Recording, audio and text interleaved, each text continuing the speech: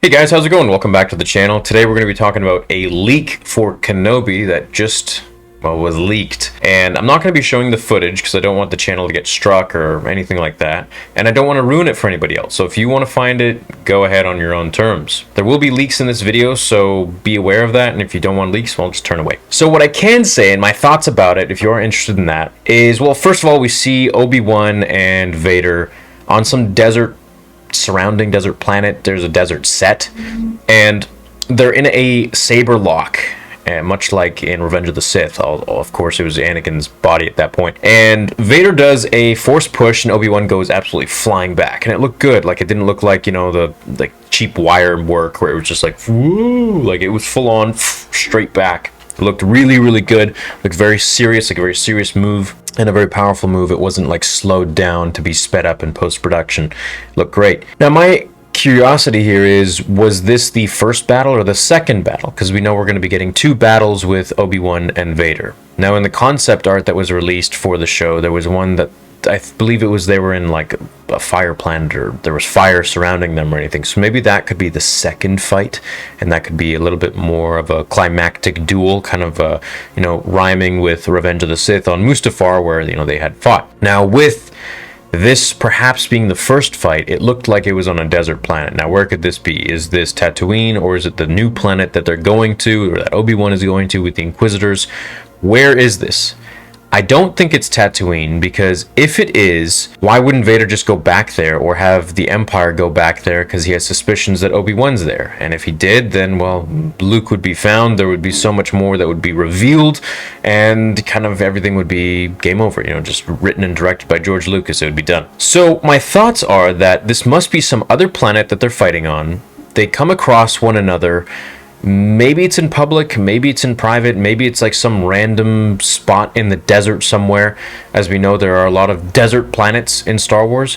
It's not just Tatooine, so it could really be anywhere at this point. As for the power struggle itself, Vader and Kenobi, it looked like Vader was overpowering Kenobi, which is something that I definitely want to see. We saw that Obi-Wan did beat Anakin, and in my opinion, not because he was more powerful. Well, actually, objectively, not because he was more powerful, but because he was smarter, he was more experienced, he was a better fighter, in the sense that he was more patient.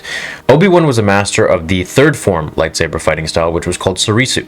And this was basically, you're just a master of defenses. Your defense is impeccable, and Mace Windu actually called him the master of this fighting form. So the reason that he is so good at fighting is because he's able to defend himself pretty much from anything and anyone.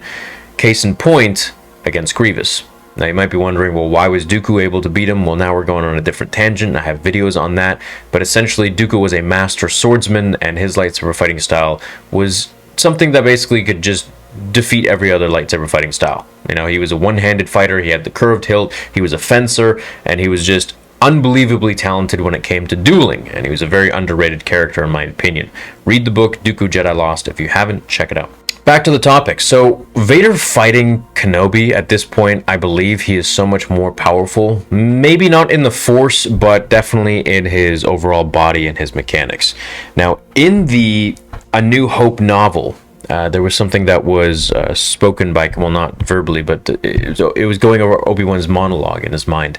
And he was talking about how Vader is so much more imposing, so much more powerful physically, how his mechanical hands and arms and body is something that Obi-Wan has never experienced before, and even compared to Grievous, I assume, because now he's got the power of Anakin, but he is this towering, like 6'7", 6'9" being, robotic being, and all of his mechanical servos are just freaking pushing into Obi-Wan at extreme human strength, way beyond human strength.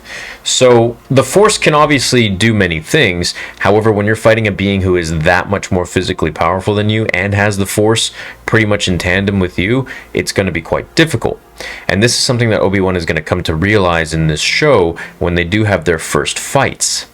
He hasn't experienced a creature like this other than Grievous, but of course Grievous wasn't Force sensitive, so he didn't have the same abilities that Vader does. He was just very quick and very dangerous in his own way as a machine, but other than that, nothing else. It's going to be really nice to see Obi-Wan and Vader's arc evolve in this show, and I think that's something that the Kenobi show will do very, very well. How it will do it? Well, one thing in particular that I'm really looking forward to is the fact that Kenobi will be tracing his steps. He'll be looking a lot into the past and kind of recollecting on everything, all of the red flag moments perhaps that Anakin had exhibited as a young boy, teenager, and young adult. So we could be even going back to the Phantom Menace and seeing moments of young Anakin from the Phantom Menace, Jake Lloyd, which they did this kind of thing in the Book of Boba Fett with a young Daniel Logan, a young Boba, and they CGI just like re-rendered his face. So they could do this with the Phantom Menace showing, or at least after the Phantom Menace, where, you know, Anakin is a little Jedi Padawan, and he's showing these moments of anger, frustration, perhaps jealousy, impatience, which he was very known for. And we could see these moments that Obi-Wan was maybe watching him from afar and just being like, well, that's not good. Because there were moments like this in Legends. So Anakin actually set a dude on fire with the Force, and I can't remember the source. I can't remember what book it's from. If you guys know where it's from, please let me know, because I've been trying to remember, but I just remember that sticking out in my mind. And he was like looking at it and he's like, oh my god, this is not good. So Anakin was beyond powerful for his age, but he was also, he was kind of evil. Like, he didn't have sort of that bit of remorse in him like some other beings do, because he had such a rough life. So maybe he held and harbored some of that anger inside of him for pretty much everybody, because he was in pain inside. Now, what do you think? Do you think Vader is going to be more powerful than Obi-Wan in this show? I mean, it does make sense for him to be at least in tandem, but also we have to remember that Obi-Wan hasn't been training. He hasn't been focusing on his abilities much like Vader has during the last 10 years since Revenge of the Sith. Obi-Wan's had to hide his powers, and so this is going to make you a little bit rusty. It's going to make you a little bit weak. I mean, imagine if you're an athlete and you haven't done something, or you do something for years, all your life, and then 10 years goes by and you just don't touch it, you don't do it ever again. Like, you're going to be a little bit rusty getting back into it. Sure, you can get back into it just fine, which is how we see Obi-Wan in A New Hope, where he's much more privy and back to, you know, where he was with the Force. However, at this point in time, this is a much more broken Obi-Wan Kenobi that we're going to see and witness, and Vader may capitalize upon that. So we're going to have to see exactly how he uses his Force abilities, how rusty he is. I mean, it's going to be rather interesting. Maybe we'll get like sort of a Rocky montage, or like a Rocky moment where he goes in and he's just not strong and he gets completely thwarted by Vader, and then he comes back for their second duel and he's been like training, or he's been practicing, or like whatever, talking to Qui-Gon or something, and he just fully goes in and just destroys Vader, or, you know, does something a little more impressive than, you know, getting absolutely defeated with their first duel. So that's what I think about this leak. I think it's the first duel.